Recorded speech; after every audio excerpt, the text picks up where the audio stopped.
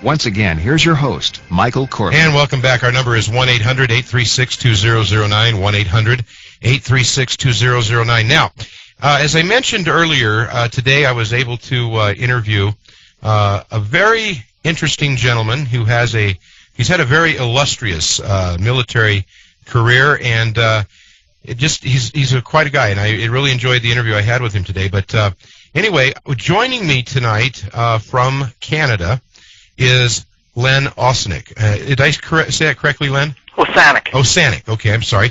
Len Osanik. And Len, first of all, tell us what your relationship is to Colonel Prouty. Well, I run the website with Colonel Prouty, his website on the internet. Okay. And I also produced a CD-ROM of all his work. For the last few years, I've spent working on that. Okay. And that CD-ROM entails both books he's written, all the articles, essays he's written, a lot of official documents he was able to dig up, a photo album, and then I went through hundreds of hours of interviews with him. He'd been on many talk shows, done many private interviews, he'd lectured at Yale, etc., and I went through them all and took that down to about 8 hours. Uh-huh. It's actually closer to 9 hours right now on the second release of the CD-ROM.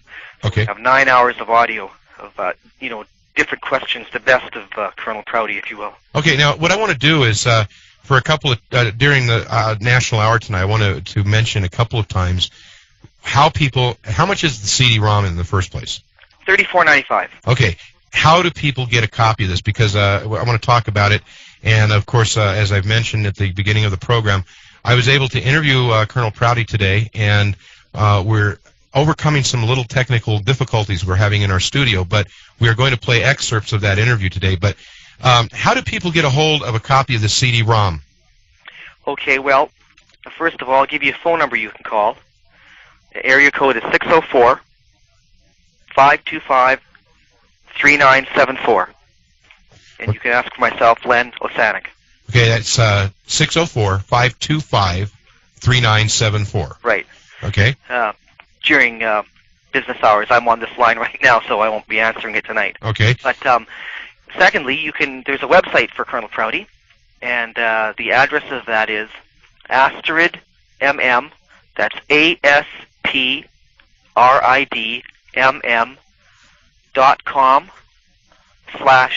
Prouty. That's short for Astrid Multimedia. So it's ASTRIDMM.com/Prouty. Okay. And if you're unable to find it, you can look in a search engine such as Yahoo, and if you look for the Fletcher Prouty reference site, or Colonel Fletcher Prouty reference site, that's the name of it. And if you just look in any search engines, but I know that Yahoo does handle it. Mm-hmm. So that's one way to find it. That's the address, and lastly, the phone number if you wanted to get a hold of me. Okay. All right. Now, let's talk about who Colonel Prouty. Let's talk about who Colonel Prouty is in his military career. Give us a little background about him. Well, Colonel Prouty worked in the military for 23 years until he retired in 1964. After that, he worked for a few private companies. Then he was in the Bank of Arlington, which is the biggest bank right in the Pentagon, 35,000 people. He started out as assistant to the vice president and worked in the vice president capacity. Right. And then he began a kind of a sideline of career of writing. He wrote a book called The Secret Team, and its allies in control of the world. And that was in 1972. And a few months later, that book mysteriously disappeared. Someone ran around and bought up all the copies. And, tried to stop it from being distributed, actually.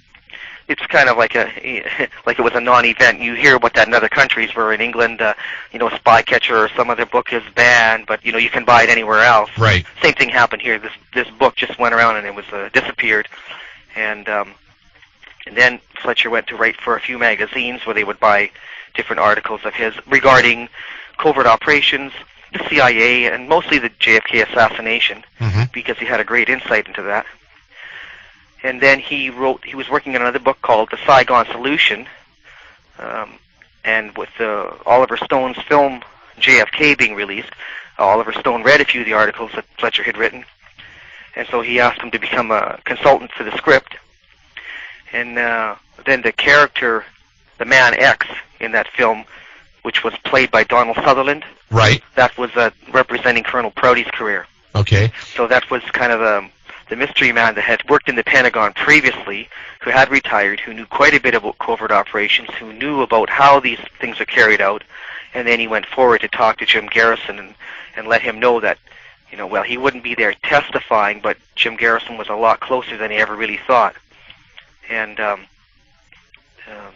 that those events actually happened. They didn't happen at that park bench there, but Colonel Prouty exchanged many letters between Jim Garrison. Uh-huh. Those letters are on the CD-ROM as well. There are quite a few personal letters that are very explosive in nature, in revelations. Okay, now, what I want to do is kind of the basic outline of what I was able to talk with Colonel Prouty about today had to do with a couple of themes, and we're going to speak, you and I are going to speak of this, or speak about this, and then I want to play a couple of these excerpts that we got from him today. But basically, now correct me if I'm wrong, if I'm following this correctly, but basically Colonel Prouty's thesis for the Secret Team, the book Secret Team, as you mentioned, that was published in 1972, was to basically describe a structure, a power structure, if you will, of persons, people, some people might call them the high cabal or an elite power group of power people, who were contained within the CIA. And essentially, Colonel Prouty's thesis on writing the book The Secret Team was to demonstrate the dynamics of the people, the empire that the Dulles brothers built, among other people. Is that correct? Does that sound pretty close? That's close. Okay.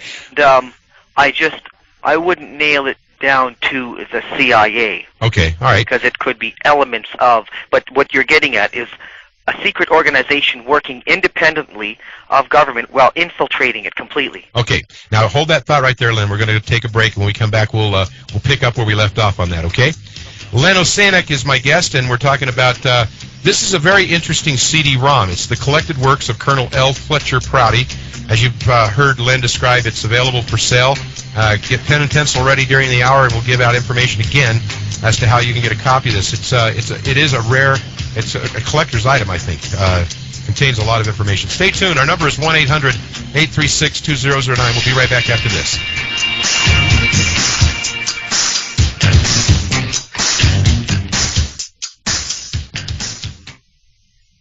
Are you sick and tired of the same old UFO magazines? Paranet has the cure.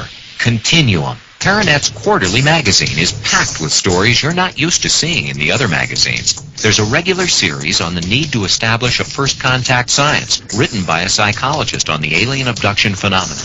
You'll find interviews with Paranet's fascinating guests, late-breaking news from the worlds of science, ufology, and the paranormal, intriguing discussions from Paranet's news groups on the Internet, and there's sighting reports, book reviews, and much more. A subscription to Continuum is only $18 for 4 quarterly issues. Call now to order Continuum at 1-800-UFO-NET1. That's 1-800-836-6381. MasterCard and Visa accepted. Continuum, Paranet's cure for the UFO blues. Call 1-800-836-6381 and order Continuum today. Paranet wants you to know. Did you know that Paranet Information Services was the first comprehensive paranormal and UFO information service of record? In 1986, Paranet was launched as an electronic news and information service dedicated to answering questions and questioning answers. Since Paranet's launch, we've expanded to a truly global organization linking research and investigative groups via our computer network, now on the Internet. This radio program is a mere extension of the vast knowledge base and experience Paranet has gained through thorough and timely reporting on events throughout the globe. Michael Corbin, Paranet's director, brings 10 years' experience to the Paranet Continuum. This program offers something that others can't and don't, an extensive focus on these issues. To learn more about Paranet, you can contact us toll-free at 1-800-836-6381. or visit our website at www.paranet.org/Paranet.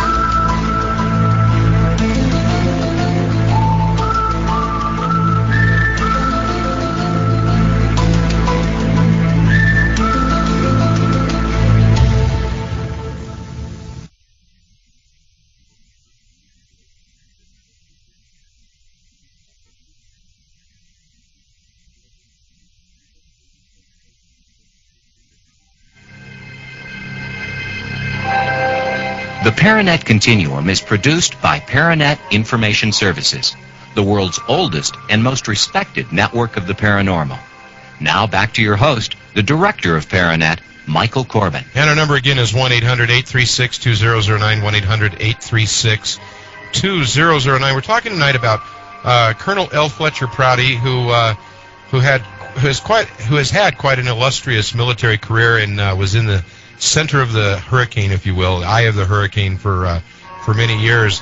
And we've heard many rumors and many stories about secret governments or secret organizations within the government that are essentially executing their own agendas. And the first time I think that I've ever heard something quite like this is coming from someone who is definitely mainstream and, again, has credentials and knows of what he speaks, and that is Colonel L. Fletcher Prouty. Now, I'm going to play the first clip here and kind of give you an idea what this one is about. It's concerning the CIA, and I believe this one is the one that's on mind control, but we'll go ahead and we'll listen to it. Go ahead. Was the CIA, and I'm kind of curious to find out what came first, the old scenario, what came first, the chicken or the egg? Was there some design, or has there been some design for quite a long time to bring about this type of government, secret government, if you will, secret team, or was this something that occurred after the inception of the CIA? Well, that's a good way to put it. The CIA was passed as an independent, part of an independent organization. Intelligence gathering organization. Purposes. For which, I'm sorry, sir, for what purposes? For intelligence purposes. Okay. Then, shortly after that, Eisenhower, and he's to be given credit for this because he tried to do it what we might call in a well-organized fashion, issued a document, NSAM 5412, if any of your friends want to write that down and look it up. It's printed by the government. You can find it.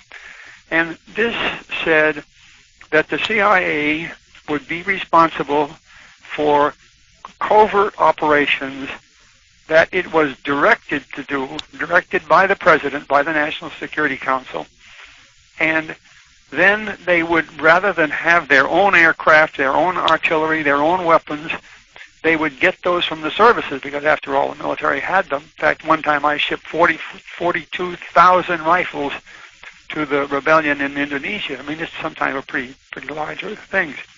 But it would all be done that way, by the National Security Council and the President approving the project, then the services providing the support, all kinds of support. And then the CIA would do the job. But the CIA would do the planning for it. They would know which ought to be done, and they would more or less present that to the National Security Council. So it was a new thing completely, but Eisenhower's idea was that if you're going to have a powerful intelligence organization, it has to back up what it knows as soon as it can and as powerfully as it can to do some good for the country and the world. And he thought this was the way to do it, and keep them from doing little private operations on the side that no one had control of. And that was his dream. Well, when Kennedy was elected,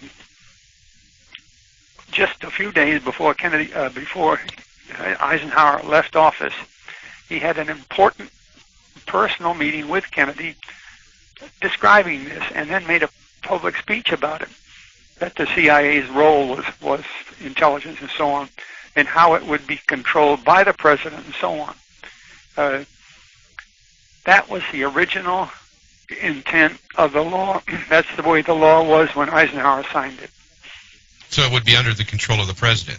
Right. But between the time that Eisenhower signed that law, what year was that? Was that in 52? In 62, or maybe early 6. I seem to think it's in January 63. Okay. So, in other words, the CIA was signed into law in what year was that? 40 or 51 or 52? I think you're right. Okay. Between that time and the time that Eisenhower enacted NSAM 5412, would you say that he had intimate knowledge that things had gone awry, and that there was going to be potentially a control issue because of it? Well, if you remember, it was a rather unfortunate time for Eisenhower. He had had, 2 heart attacks. Right. John Foster Dulles, who was his man on this sort of thing, had died. He was voted out of office. He had quite a few personal burdens in the end, and he was an elderly man. So that my view of it, and I was close enough to hear others talk about it this way, was that he did the very best he could. He spoke to the incoming president and had him understand his view, didn't have to try to sway him, but he wanted him to know his view, because he felt that it might not be understood by a new administration. But the American public, I think, have been told a lot of things that they need to have reviewed. Right. For instance, Kennedy was the son of the ambassador to Great Britain in the period before World War II. And as such, he and his brothers were very familiar, more so than most young men, with world events. Then he was in the Navy during the war. Then after the war, he was elected to Congress as a member of the House of Representatives. And then after that, shortly right after that, he was elected in the next senatorial race, and he became a senator. Right. While he was a senator, Lyndon Johnson, who was head of the Foreign Activities Committee, appointed Kennedy to that committee. So he began to meet with the Foreign Affairs Committee regularly. He knew that there couldn't have been a young man more highly qualified through experience and his own ability than Kennedy to be President of the United States, really. And I repeat that many times because I don't care what people think about Kennedy, and that on a political basis, that's his life story, and that equipped him pretty well for the role he was going Sure, to. I agree. Okay, coming up after this break, we're going to talk with Len Osanik, who is in Canada, and we're going to get his reaction to what we just heard. And, of course, there's a lot more to come with Colonel L. Fletcher Prouty, so stay tuned. Our number is 1-800-836-2009, 1-800-836-2009. I'm Michael Corbin. You're listening to the Paranet Continuum. We'll be right back.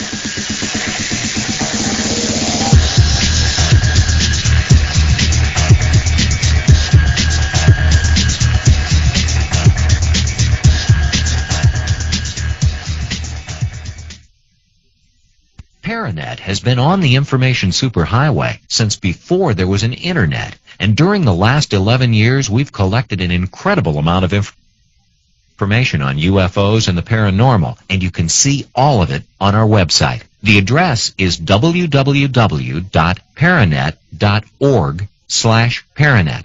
See what Michael Corbin really looks like. Is he a modern-day Orson Welles? Or go to our news page and keep up with the latest happenings in ufology and the paranormal. Click on other interesting sites from our links page. File a UFO sighting report. Read about Continuum magazine. See the Paranet radio studio. Download free pictures of UFOs. Join Paranet online using your Visa or MasterCard. You'll be authorized within minutes to see all 30 megabytes of files and pictures and nearly 200 real audio files of the Paranet Continuum radio shows dating back to April of 1994. You'll find it all at the Paranet website at www.paranet.org/Paranet.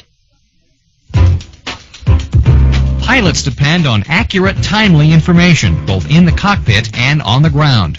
Skyway Publications helps with both. The Skyway Airport Directory and Entertainment Guide provides convenient, accurate information for safe flight and landing operations, as well as local businesses that cater to pilots. These are free pocket-sized guides with information on large and small airports nationwide, along with technical information, fuel and airport services, and businesses that can make life easier for pilots. Keep in mind, it's free. Check your local airport for the Skyway Publications Airport Directory and Entertainment Guide, or call area 970-669-1800. Call Skyway today and find out how the guide can also be a financial opportunity for you. Skyway Publications, your ticket to safer, cheaper, and more convenient flight. Check your local airport or call Skyway at 970-669-1800.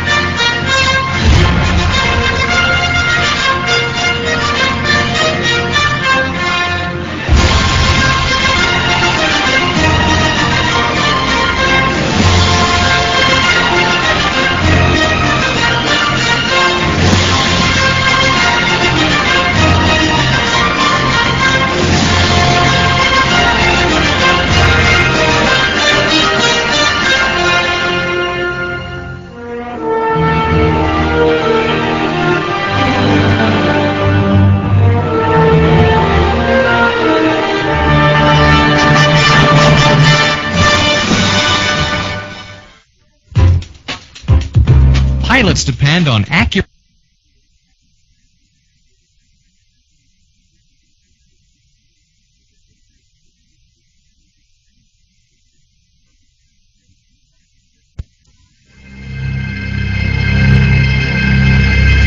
The mysteries of the paranormal, UFOs, future science, parapsychology, angelic phenomena, ghosts, secret projects, government cover-ups, hoaxes, and frauds. We cover it all on the Paranet Continuum. Now back to your host, Michael Corbin. And our number is 1-800-836-2009, 1-800-836-2009. We're talking with Len Osanik, who is marketing the collected works of Colonel L. Fletcher Prouty, a CD-ROM that's containing, it's packed with stuff. A lot of written articles that Colonel Prouty wrote. The complete book, The Secret Team, which, as you heard Len mention earlier, they attempted to stop its distribution. It had some mysterious circumstances surrounding it. And, of course, the second edition, as Len has mentioned, also contains JFK, Colonel Prouty's book that he wrote. How long ago was that, Len? Right before the JFK movie came out, 1992 area. Okay. Not exactly sure. Now, help us out here with what we just heard before we went into the break, the little clip that we played with Colonel Prouty. He's essentially setting up the idea or the notion that this cabal has maneuvered itself into a position of power. And as I asked him, which in this scenario, was this cabal in place before the CIA was formed? You got any comments about that? Well, there always have been secret organizations, and I wouldn't say secret, but just that are not known, that are in power groups of industrialists and the money movers and the people of a nation that are not well known to the public, and that's their greatest asset, their anonymity. Right. But I think what Colonel Prouty's referring to here is that when the CIA was first started, it really was supposed to be an intelligence agency, that it was going to collect intelligence and put it under one roof. So the Army had intelligence, the Air Force had intelligence, the Navy had intelligence, and they didn't necessarily want to share that intelligence with them. And after the war, when they analyzed, World War II, after they analyzed various operations that did fail, they realized that, some groups had information. If they had shared it, some catastrophes would have been averted. So they tried to have one central area that would just brief the president on the collected intelligence. I think the one thing too that amazed me about what we talked about today, he mentioned NSAM Directive 5412, right, which was a directive that Eisenhower signed into law, basically making the president the overseer of the intelligence community. But one of the things that he commented on is the fact that, by the time that Eisenhower had done this, he had realized that there was a problem, that the intelligence community had grown beyond anything that I guess anybody had anticipated, and it had worked its way into such a tight position. He was telling the story of the white telephone in John Foster Dulles' home. Right. You want to recount that for our audience?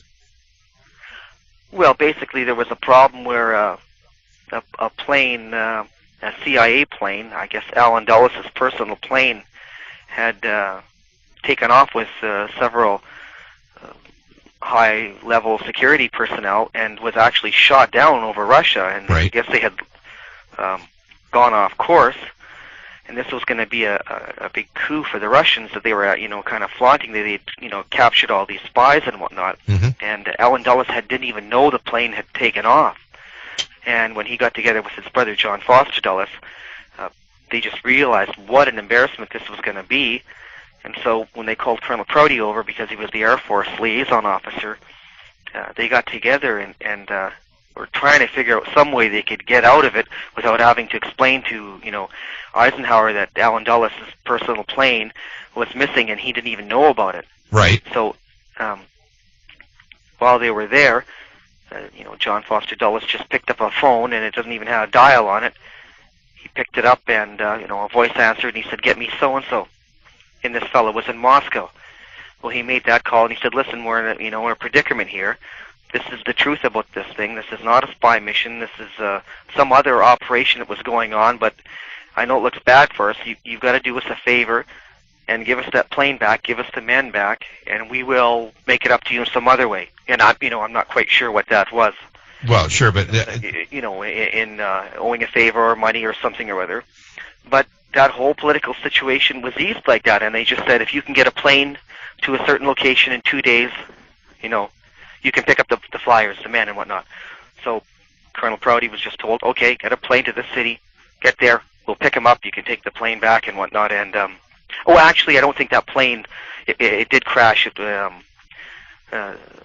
The pieces, it was not flowing out. It had to be recovered. But it was a big embarrassment that was. And the point that Prouty was making concerning it is the fact that these guys, the Dulles brothers, commanded a considerable amount of power that bypassed government liaisons. He made a call to a civilian, a high official, civilian.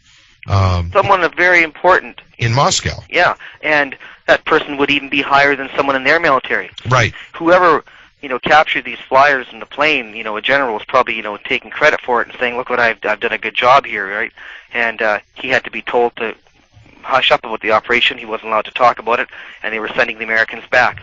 Yep. There would be no big stories about it. So it was, they averted a big embarrassment, and that's just one example how people work behind the scenes to smooth over these things. So while you think there's a Cold War going on back and forth, there are other people who have open avenues back and forth for, information exchanges and cooperation in times, when officially, you would never believe that would happen.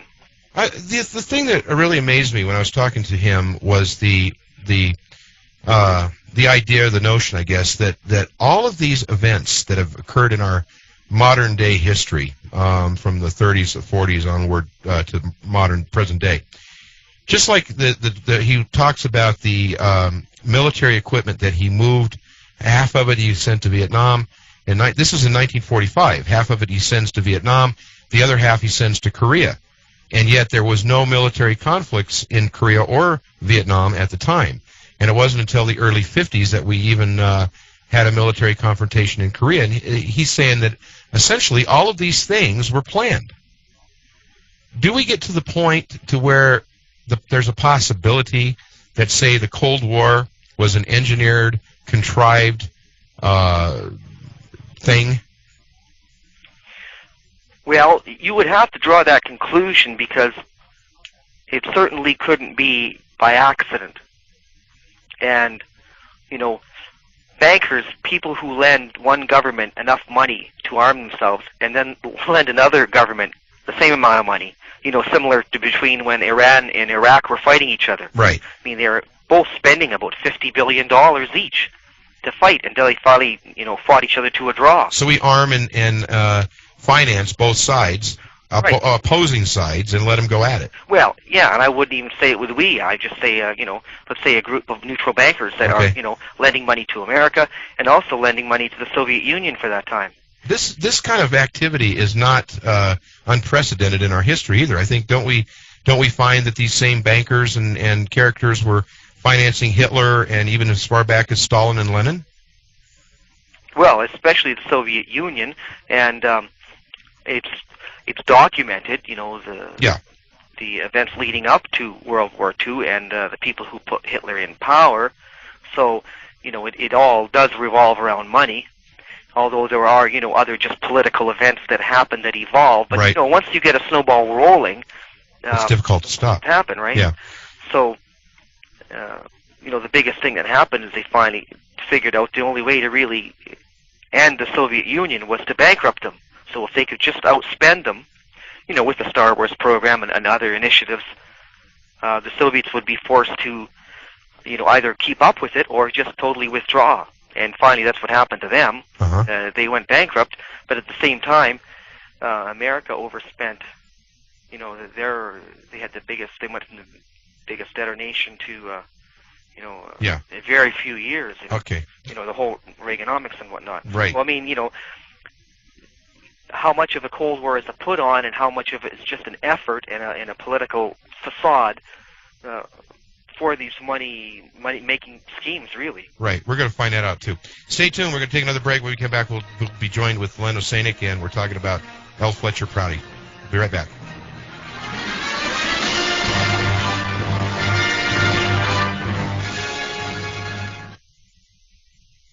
Are you sick and tired of the same old UFO magazines? Paranet has the cure. Continuum. Paranet's quarterly magazine is packed with stories you're not used to seeing in the other magazines. There's a regular series on the need to establish a first contact science, written by a psychologist on the alien abduction phenomena. You'll find interviews with Paranet's fascinating guests, late-breaking news from the worlds of science, ufology, and the paranormal, intriguing discussions from Paranet's news groups on the Internet, and there's sighting reports, book reviews, and much more. A subscription to Continuum is only $18 for 4 quarterly issues. Call now to order Continuum at 1-800-UFO-NET1.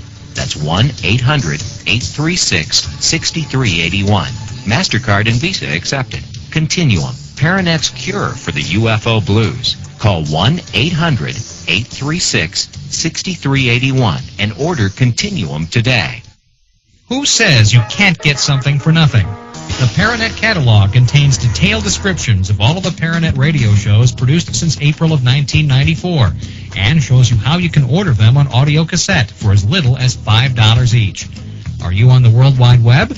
You can join Paranet and get access to over 30 megabytes of text files and pictures, as well as real audio access to all of our past radio shows. Members also receive a subscription to Continuum, Paranet's quarterly magazine. The catalog shows you how to join. The Paranet catalog also has special book offers, t-shirts, and sweatshirts with alien and outer space themes, and much more. And the catalog is yours free. Call now 1-800-UFO-NET1. That's 1-800-836-6381 for your free copy of the Paranet catalog. That's 1-800-836-6381.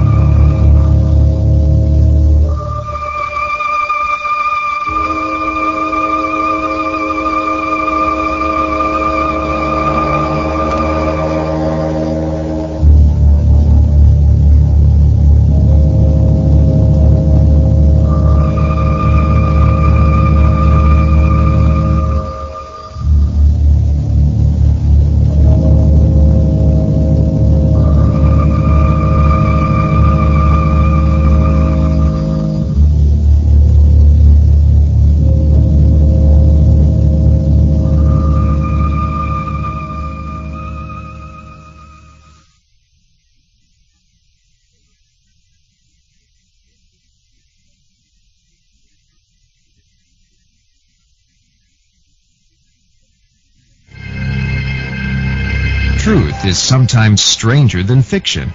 Finding out the truth is the hard part. Join us in our search with the Paranet Continuum. Here's your host, Michael Corbin. 1-800-836-2009, 1-800-836-2009. We're joined in Canada by Len Osanik, who is marketing the collected works of Colonel L. Fletcher Prouty, and it's an information multimedia packed CD-ROM. And I'm going to give Len the opportunity here at this moment to tell you how you can order a copy of this. Go ahead, Len. Where's Len? There he is. Len. Mm-hmm. Go ahead and tell people how they can get a copy of the disc. Well, they can call me at area code 604-525-3974. They can log on to the Fletcher Prouty reference site and email me from there. That address is astridmm.com/Prouty. astridmm.com/Prouty. Okay, and how much is it again? $34.95. $34.95, and it contains two complete books, correct, and a lot of other stuff. Oh yeah, it's just packed 650 megs. Okay. I mean, I filled it up as much as I could. It's pretty darn good too. I really enjoyed going through it. Still a lot of places on there I'm sure that I haven't even seen. Let's end this hour by saying, what do you think? You got to do it in about 30 seconds. But what do you think? I'd make a last note then. Go ahead. You were talking about Eisenhower and all those things. Really, his farewell address was, "Beware of the industrialized military complex," if you remember. Right. Yeah. Oliver Stone's movie JFK starts off with Eisenhower realizing that things were getting out of control. And indeed they were. Yeah. And indeed they are. Okay, Len, thank you very much for joining us on there. And again, that is the Collected Works of Colonel L. Fletcher Prouty, and it's $34.95 CD-ROM, and I encourage you to get it. It's very interesting, and indeed, it's probably definitely is a collector's item. You can reach me by calling 303-863-0484, 303-863-0484. My email address is mcorbin@dimensional.com, and visit our website at www.paranetinfo.com. That's www.paranetinfo.com. We'll have a link on our website to Len's site there concerning the CD-ROM. Until next week, I'm Michael Corbin telling you to keep your eyes on the skies. Good night.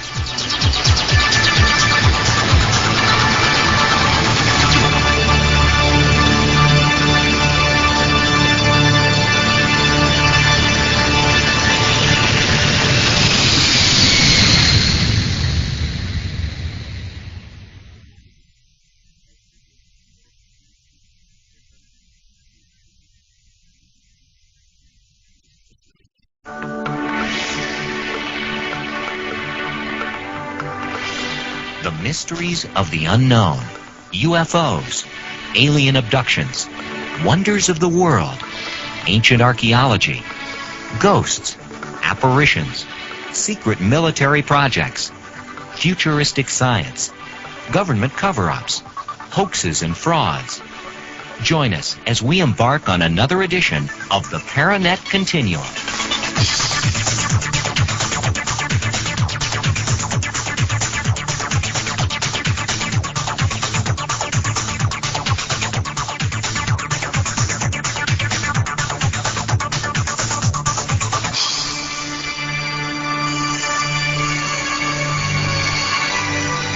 And now, answering questions and questioning answers, here's your host, the Director of Paranet Information Services, Michael Corbin. And good evening and welcome to this edition of the Paranet Continuum, home of common sense, no-nonsense paranormal talk radio. Talk about a night. God. Okay. First hour, we're talking with a gentleman named Len Osanik, who is marketing a CD-ROM.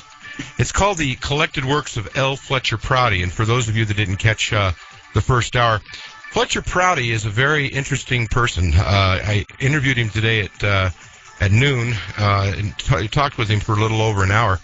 And the gentleman has a considerably illustrious military career, and was in the eye of the storm, if you will, the eye of the hurricane for many years.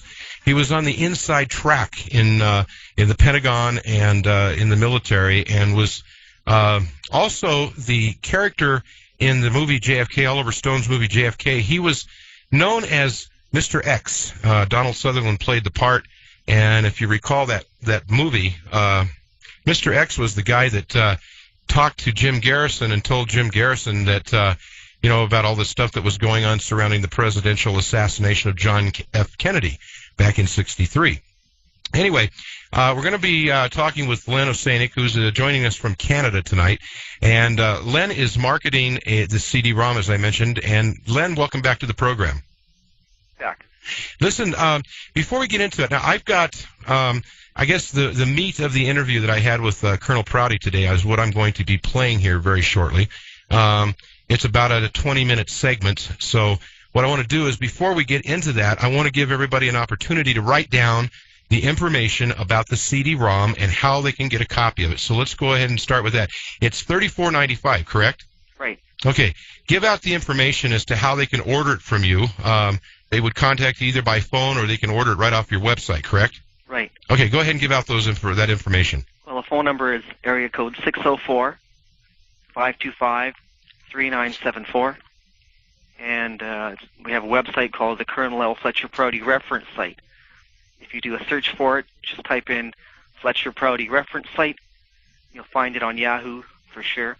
Otherwise, the address is astridm.com/Prouty,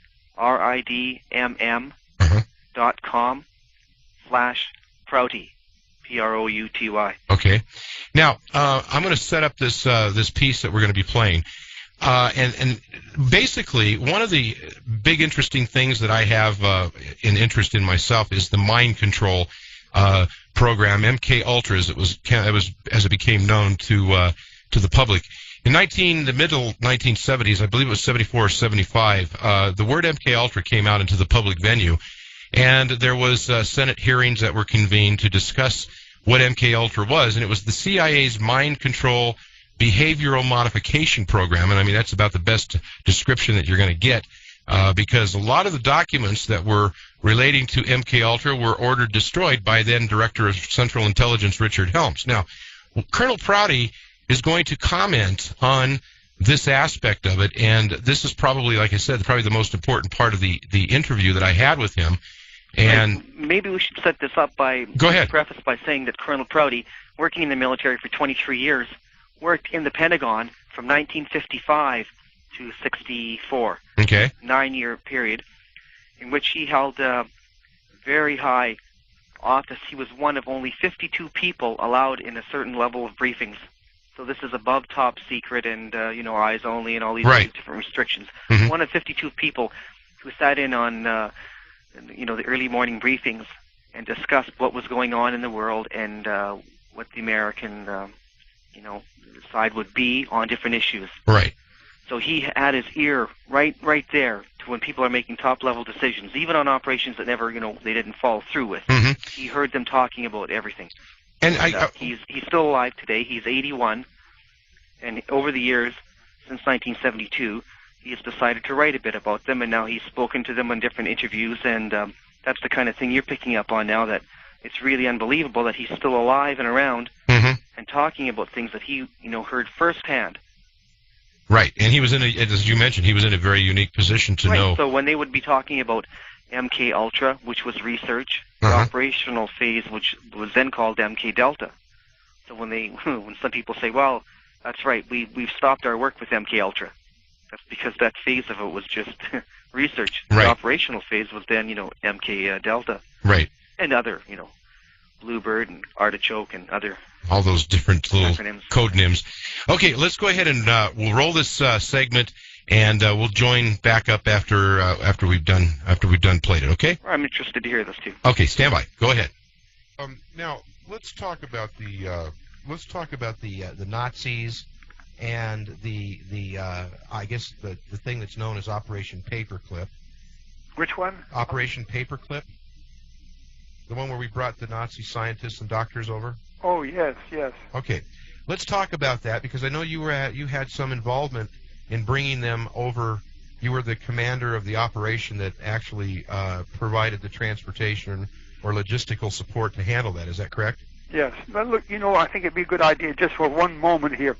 You're bringing up subjects that have been pretty quiet for many, many years. Okay. But I have written 2 books on these subjects, that Secret Team and the JFK Vietnam book, CIA book, that Oliver Stone used. Right. And then probably about 100 articles.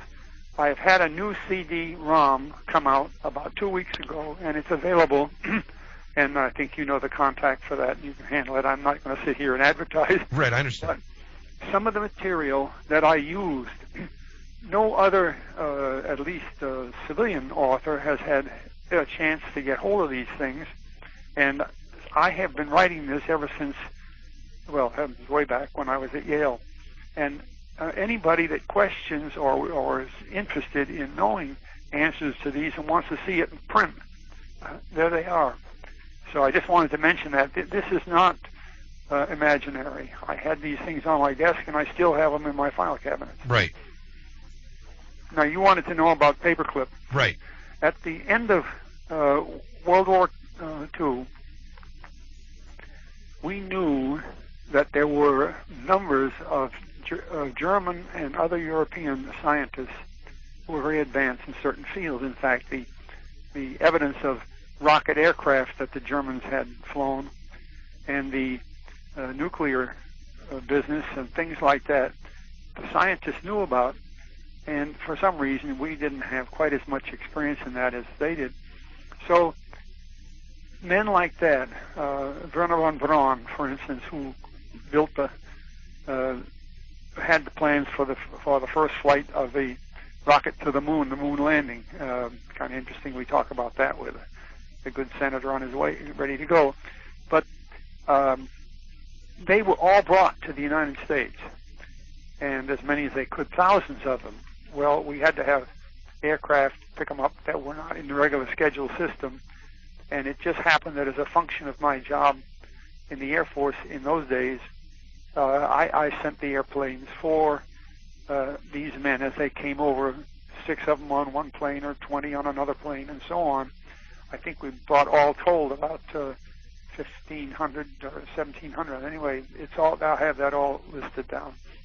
And the idea was that we might just as well capitalize on what those men knew already about science and military equipment and so on. Right. That we didn't know, rather than to try to work our way up through it. And I talked to Werner von Braun quite a while when I was writing my book.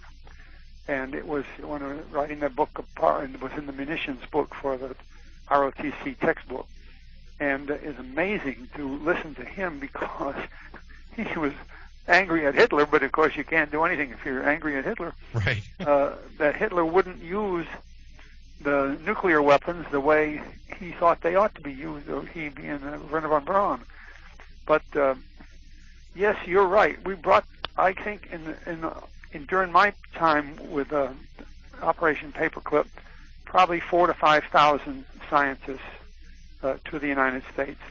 If you look in a book like the Register of Psychiatrists, which is a good-sized book, I think about 13,000 names and brief biographies in there, you'll find that over 1,700 of them were among this group that came in from Europe, and they're just the psychiatry people.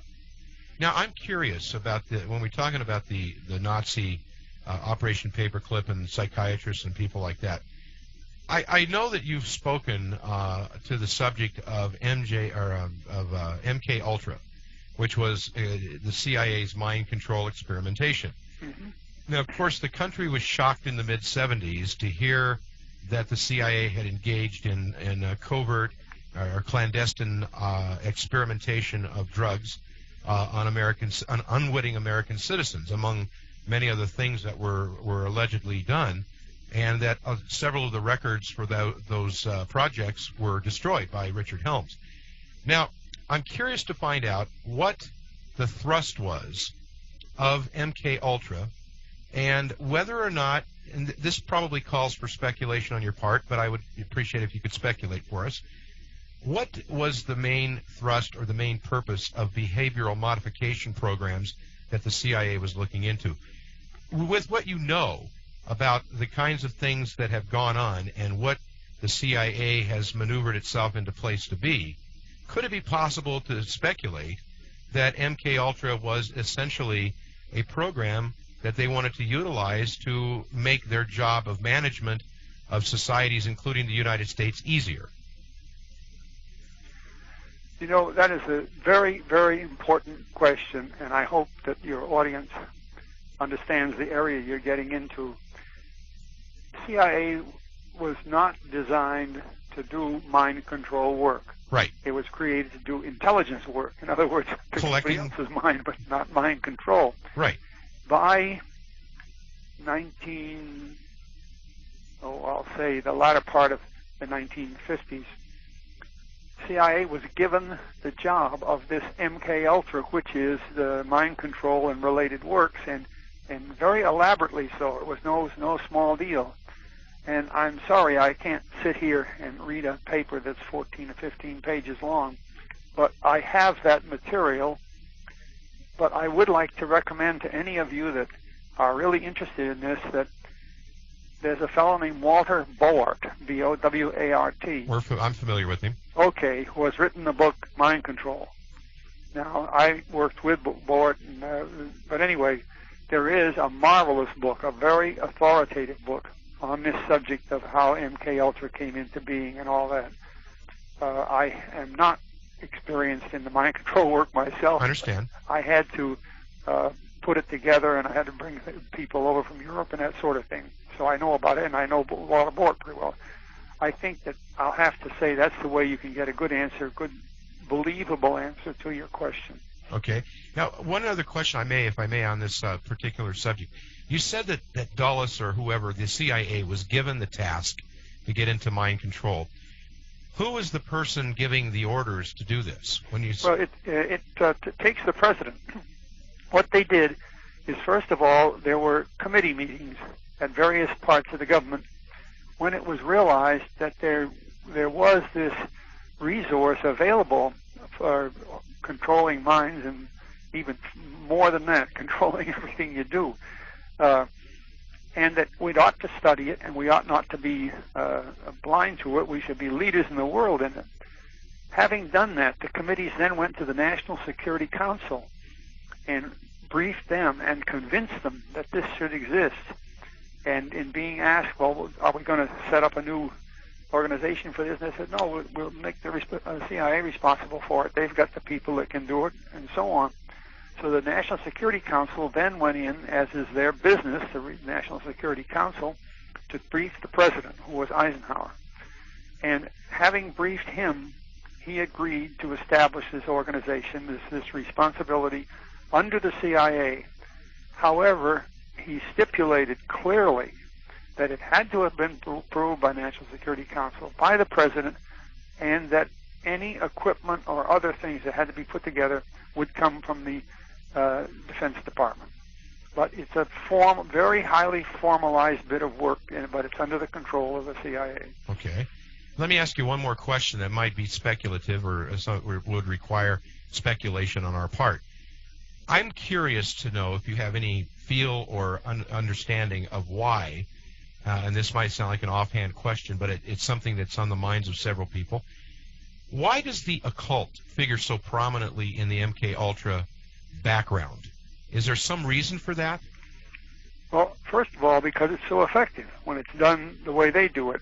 And I must make clear to you and others that I retired from the service in 1964. Right. So you know there's an awful lot that's happened since then. Since then. Right.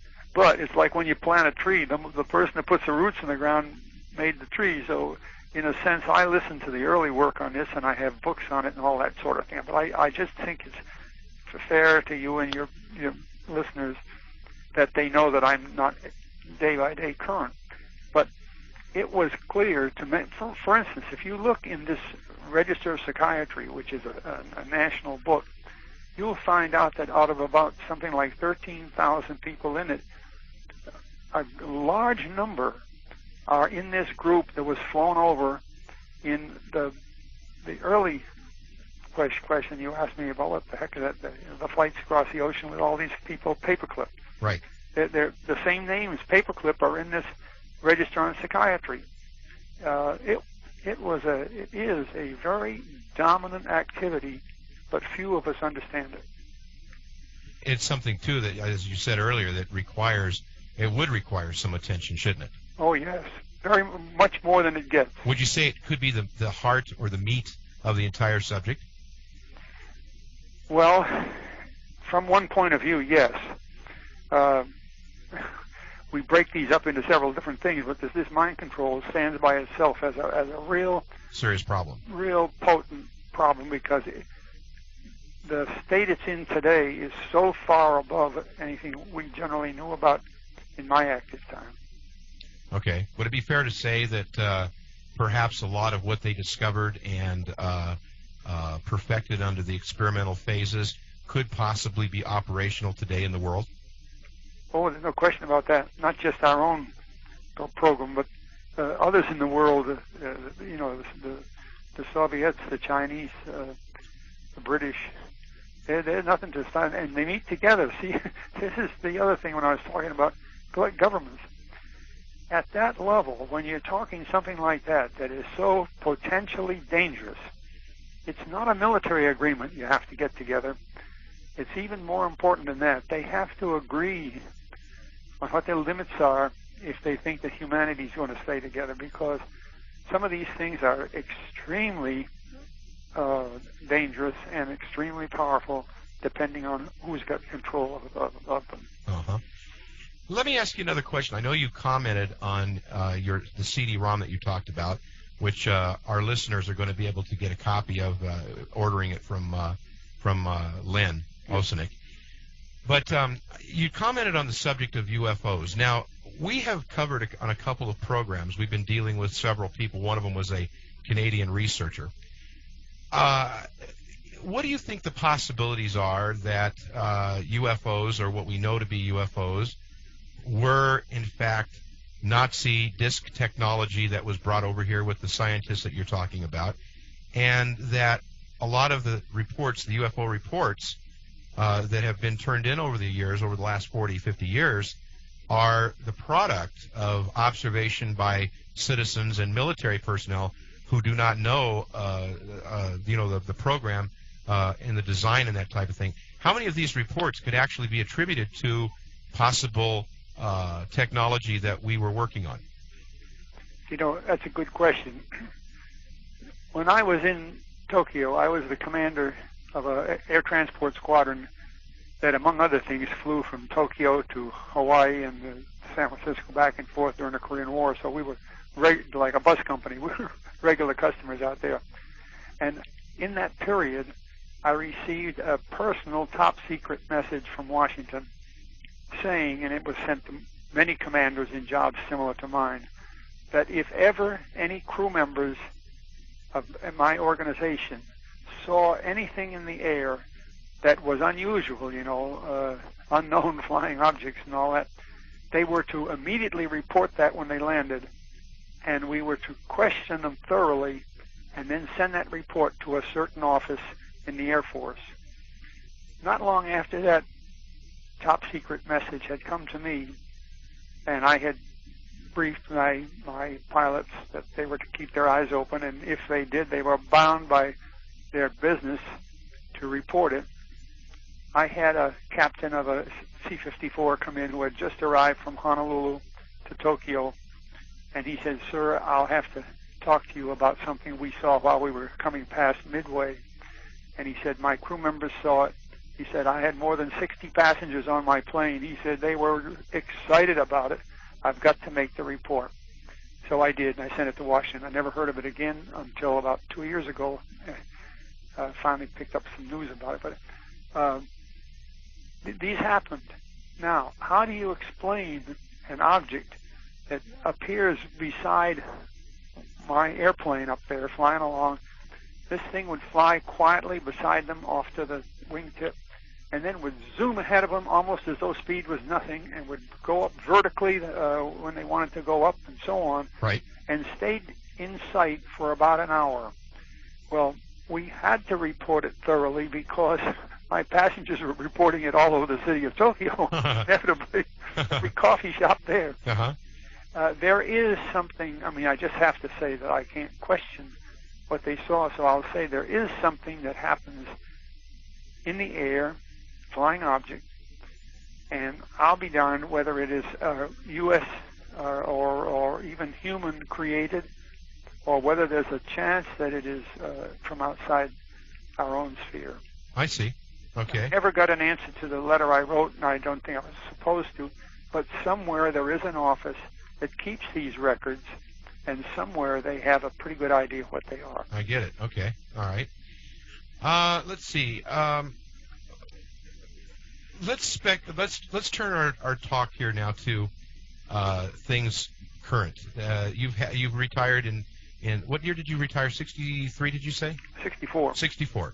From 1964 onward, and someone of your background and knowledge, when you look at the state of affairs in the world today, 1998, what do you see that is applicable to what you knew or the experience that you had in your career with the world affairs, foreign policy, that type of thing?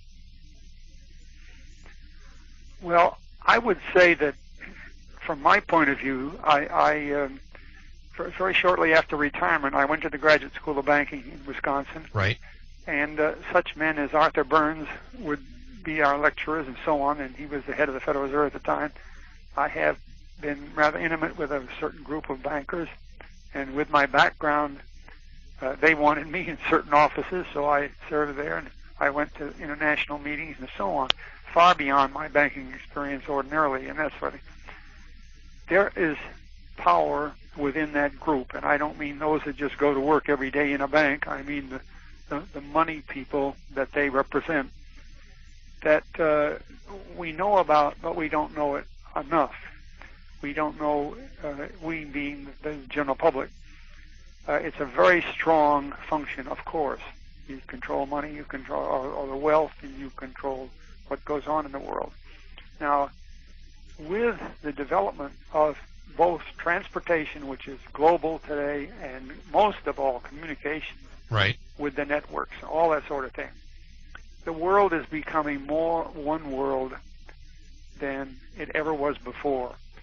Whether this is beneficial, whether the people that are doing it for the benefit of the people of the world or for themselves, Right. That's up for question. matter of conjecture. Yeah. I see what you're saying.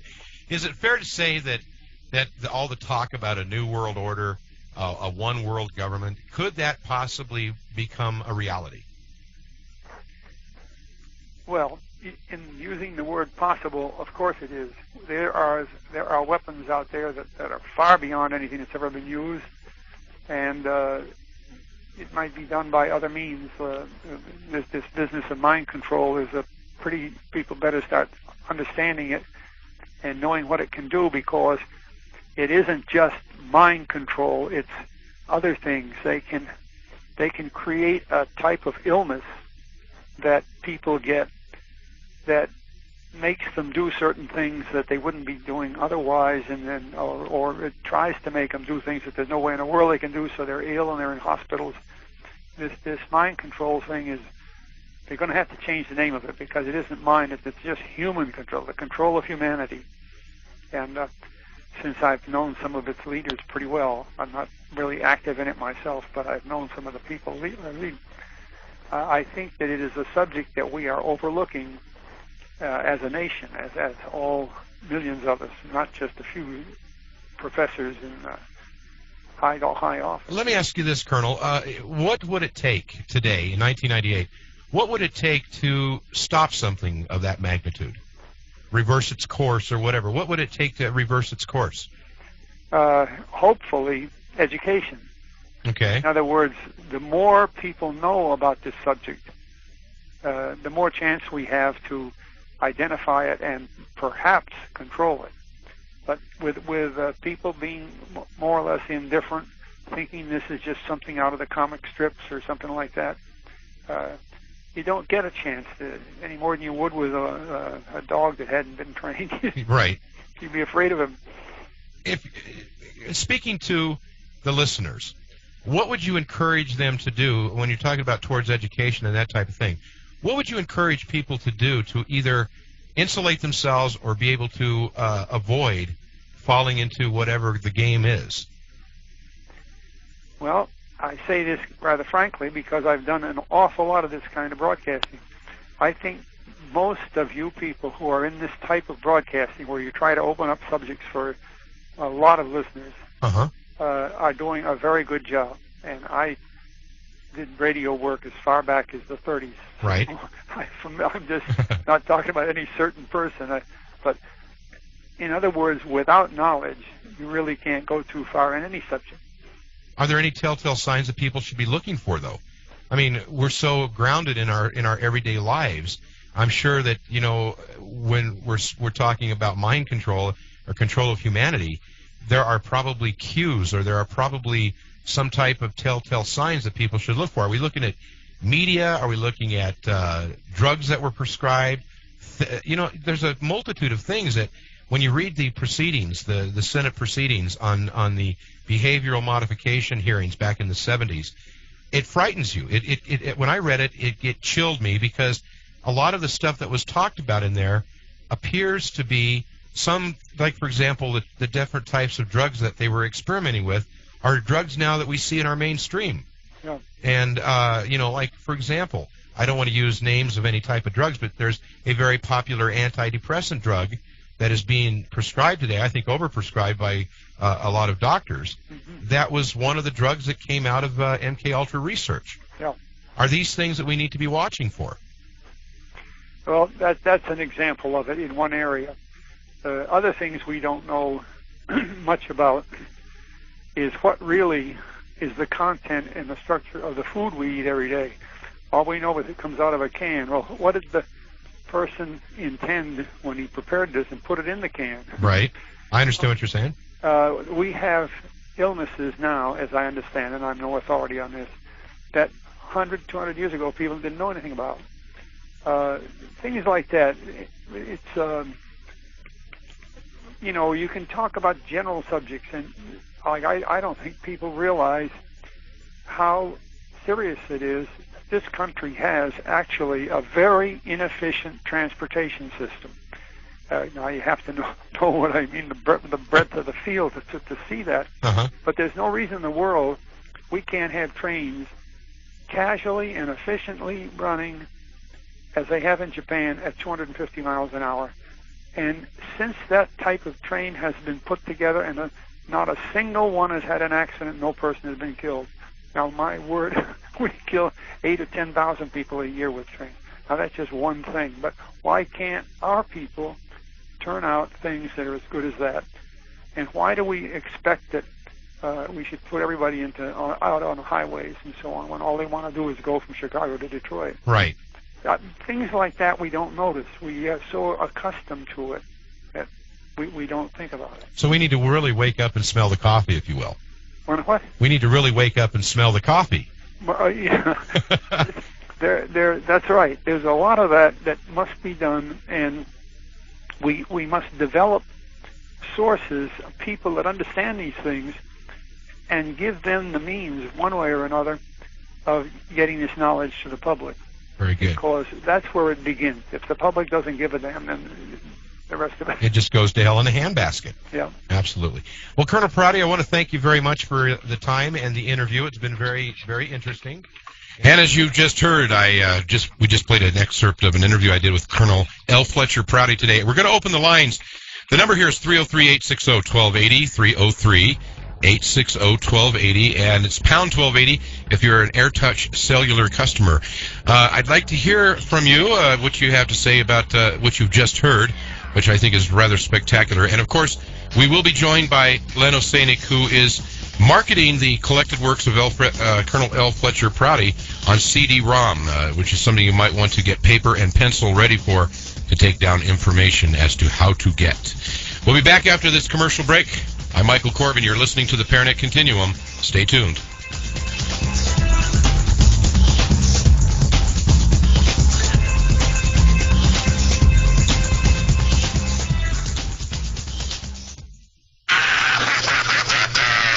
What on earth has this man laughing uncontrollably? The Don and Mike Show. Weeknights from 8 to midnight right here on Denver's Talk Alternative, 1280 Round. Now you can help strengthen blood vessels and improve circulation with a natural supplement. This is Lou Adler, medical correspondent. Pycnogenol, a patented French pine bark extract, has been proven to help strengthen blood vessels, making them more resilient, improving circulation. And Pycnogenol has a powerful dual action. Its 40 antioxidants help support the immune system and boost resistance to stress and pollution. Pycnogenol at GNC, or ask for your Life Pycnogenol at food and drug stores. Learn more. Call 877-SEND-INFO. Long ago, mankind was introduced to cable television. Cable good. Then satellite television was born. Cable bad, satellite good. Then Dish Network decided to offer more digital channels and more movies than anyone else. Cable really bad, Dish really good. Now Dish Network is widening the gap even further. Good. Not yet. By offering a complete satellite system including dish and receiver free after rebate.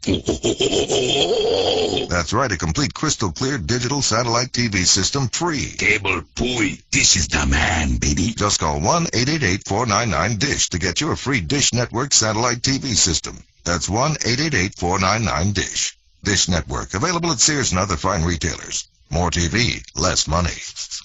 What are you doing? Make fire. Fire good. Stop that. Free system after $249 rebate. Promotion requires 1 year of programming services agreement. Cancellation penalties apply. Offer for a limited time. All prices and packages subject to change without notice. Sales tax and $49 installation may apply. You can get just about anything on the internet except personality.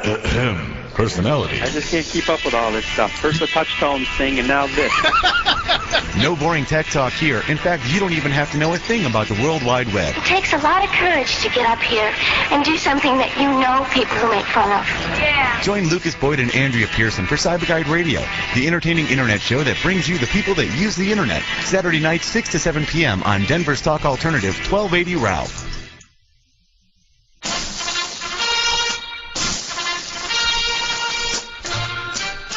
Hey, Gus, I guess this contest we have going concerning President Clinton's resignation is really taking off. We really have a great, exciting contest going right now, and all you have to do is guess the time and date that Clinton resigns. And after he does, we're going to give something away. That's right. We're going to give a lot away. A dinner for two at Ruth's Chris, Colorado Avs tickets, and a limo ride. So listen to the show. Come up with your time and date when Clinton's going to resign and call into the show. Gus and Jensen, Monday through Friday, 2 to 6. Denver's Talk Alternative, 1280 Ralph. Thursday, Friday, Saturday, Sunday, Monday, Tuesday, and Wednesday. Every day of the week, we're here for you. 1280 Ralph.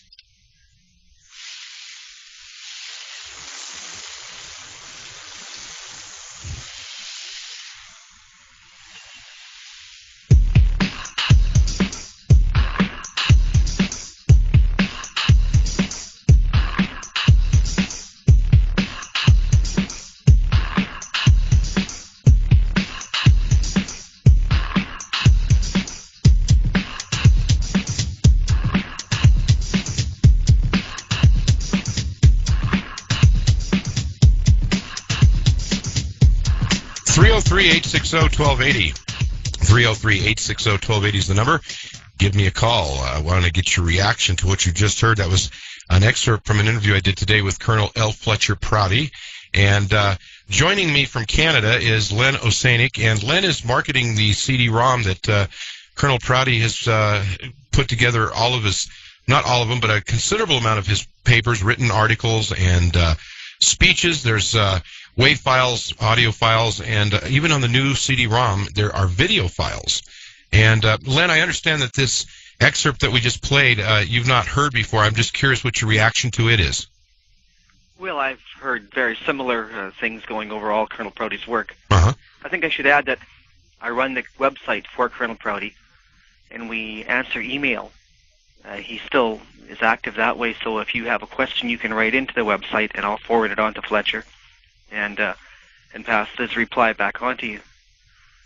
So it's quite an active, ongoing thing, the website as well.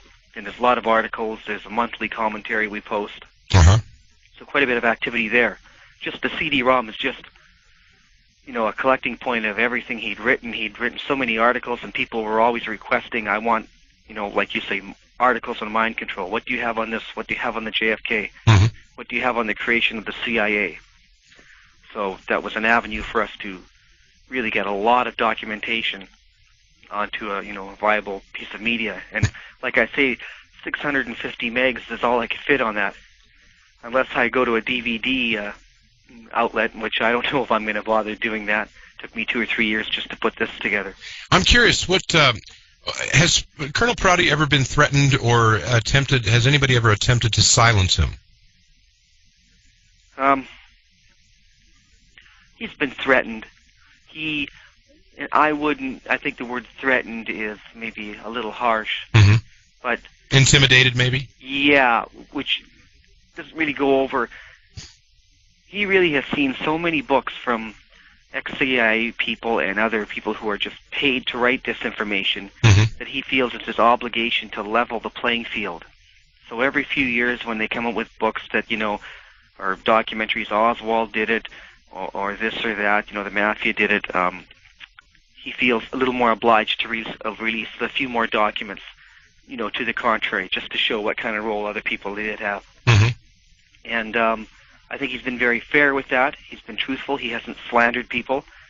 People he talked about are generally passed away, with regards to people in the Kennedy assassination anyway. Mm-hmm. So he hasn't just blindly gone out and named names of people who are agents or maybe still be working today and whatnot. And I think he's gained a bit of respect that way, so that people realize that, you know, a few of the operations they were working and they didn't quite agree with either, and it's kind of nice that somebody has tried to write an honest accounting of these elements of our history. Mm-hmm. Do you think that what do you think the outcome will be? I mean, obviously, as much experience as Colonel Prouty has with the establishment that he described in the excerpt that we just heard, what do you think? Is he hopeful that something will change? Because I think it's fair to say it sounds almost like he's describing a very sophisticated criminal enterprise that it may, in fact, have its hooks so buried deeply in American society that it's virtually running things. Well, behind the scenes anyway, with regards to, for instance, the accusations of CIA involvement or ex-CIA people in you know, drug running and bringing cocaine in and heroin from other countries. Right. I mean, obviously that's going on, and you know, not by guys on fishing boats. We're talking about guys, you know, big planes, plane loads, right? And they got to land somewhere, and they're, you know, landing in military bases. I'm curious what your take on all of this is. Are you? I take it. Are you a Canadian citizen? Yeah. Vancouver, Canada. Vancouver. What do you looking at the from the outside into the United States? What do you think about all of this? Well, it's part of a North American history, and what really intrigued me is the credibility of Colonel Prouty. So, just as being interested in a topic, the end of the Cold War, even those shows are on today on CNN. Right. People are interested in, well, what led up to those events and how do they really happen? And now that people are getting to a certain age, like Colonel Prouty and other people, they're beginning to talk about, well, I guess it was, regarded as top secret back then, but this is what really happened. So assassination and, even Gary Powers, U2, all those things are just infinitely interested if you're interested in them, if you're just, like that's what Colonel Prouty and you were getting at is, what do people do? Well, so much of your life can't really be involved in history yet. It has to be. People do what they can, they're as interested as they have time for. Yeah, absolutely. And that's what I've made and the CD-ROM for, and with Colonel Prouty, doing radio shows and lecturing, that he just tries to, if people are interested, he'll come forward to give his view and his knowledge of events and how the world works.